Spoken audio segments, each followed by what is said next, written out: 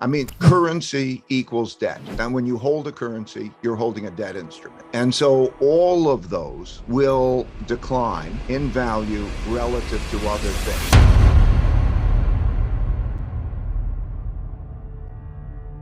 As we are approaching a challenging of the world order, in other words, a great power challenging another, there is an increased likelihood of some kind of war. There are 5 kinds of wars. There's a trade war, a technology war, a geopolitical influence war, a capital war, which we're in the midst of, and then there's a military war. And those things drive countries to be self-sufficient and independent. And as a result, globalization diminishes and nationalism increases. Stock market, so in the book, it takes you through the stock markets during war periods. And so the only thing that matters for stocks is the cash flows. And as you get into the conflict, that's a different story. If you begin to see as it progresses, those that are affected by the individual events have an effect. For example, tech stocks. But anyway, in answer to your question, how does it affect the markets? It affects the value of money, most fundamentally. Like what we're seeing now is that the value of money, when you run very large deficits and you have to spend a lot.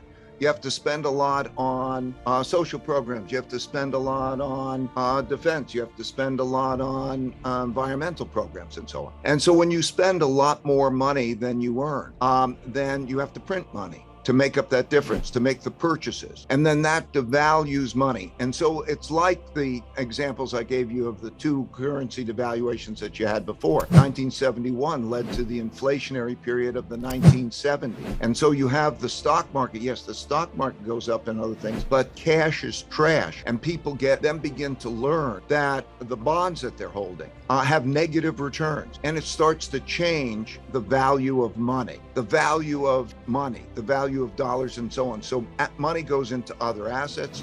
It produces more of an inflation, and you start to enter a certain type of environment. And the environment that we're in is beginning to be very much like that of the 1970s.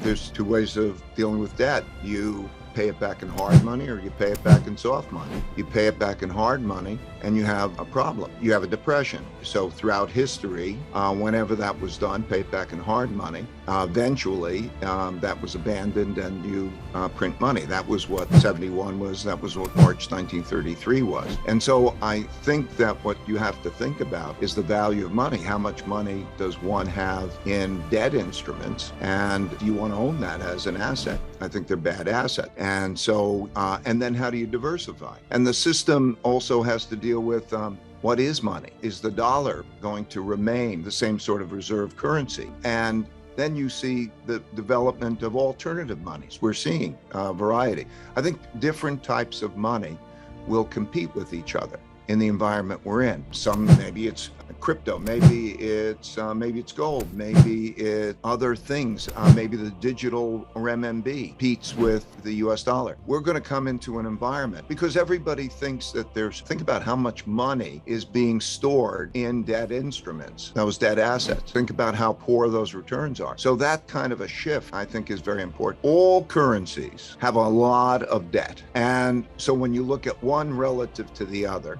there will be a lot of printing. I mean, currency equals debt. And when you hold a currency, you're holding a debt instrument. And so all of those will decline in value relative to other things. Now, will the dollar decline more than other currencies? It's almost certain that we're going to come into this environment. We're in this environment in which there's a shifting of those currencies. So you're going to see more of China's renminbi being used. You're seeing India have a direct link with Russia on the currency. So we're in an important change in the currency. But how that is a store of wealth is a different question. So a currency is a medium of exchange and a storehold of wealth. And its storehold of wealth is now a problem, particularly for the dollar, but it's also a problem for other countries. So that's why you have inflation. As money goes into other things and the cost of borrowing is so low relative to the inflation rate, then it encourages the borrowing of money and the sale of money. In other words, bonds, not holding financial assets like that. So that's, yes, I think you're changing the nature of what money is and what the dollar is as a storehold of wealth. We're beginning a paradigm shift. A paradigm shift is a shift from a mindset, one mindset, and positioning of that mindset to another mindset and another positioning of that. So, for example, the mindset that we were in was that you have low inflation when you're owning bonds and you're owning cash, or you are operating one way. And you don't worry about that. Companies don't worry about it, their inventories, having larger inventories, or homeowners don't worry about inflation as much in the purchases of the houses and so on. Once that shift begins, it causes a reinforcing dynamic. It's like everybody is long bonds. We've been in a 40-year bull market in bonds, and so it's been fine to have. And when that shift starts to take place, you see behavioral shifts that reinforce that cycle in the paradigm. So, for example, when there is the selling of bonds, that it makes it more inflationary in and of itself, because the amount of debt that has to be sold is not just the deficit, but also the amount of the debt that's being sold is those bonds. So now interest rates have to rise a lot, or the Federal Reserve has got to come in there and buy more. And then you get wages. People make wage settlement, that and such things. So a paradigm shift is beginning to take place, and that will be also self-reinforcing. And it's taking place in this context of the conflict, which then create the breakdown of efficient systems. Each country wants to be self-sufficient. It needs to protect itself. And in being self-sufficient in that way, then you have less efficiencies in the system. And all of that becomes self-reinforcing. So it's all happened before. It's all happened many, many times before. That's covered both in the video and the book. So yeah, I'm concerned about that.